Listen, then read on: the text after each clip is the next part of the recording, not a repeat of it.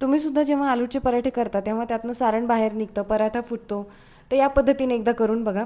आलू घ्यायचे उकडलेले, त्याला किसून घ्यायचं आणि मग त्यामध्ये बारीक चिरलेला कांदा घालायचा. कांदा चॉपरने खूप जास्ती बारीक चिरलेला हवा आणि मग त्यात घालायची चिरलेली कोथिंबीर, 1 चमचा धने पावडर, जिरे पावडर, हळद, तिखट, मीठ आणि कस्तुरी मेथी एवढं सगळं घालायचं आणि त्याला व्यवस्थित मिक्स करून घ्यायचं.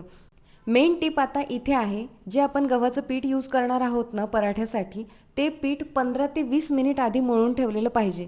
गव्हाचं पीठ जेव्हा छान भिजतं ना, तरच तेव्हा त्याचे पराठे छान होतात आणि सारणही बाहेर निघत नाही आणि पराठे फुटतही नाहीत.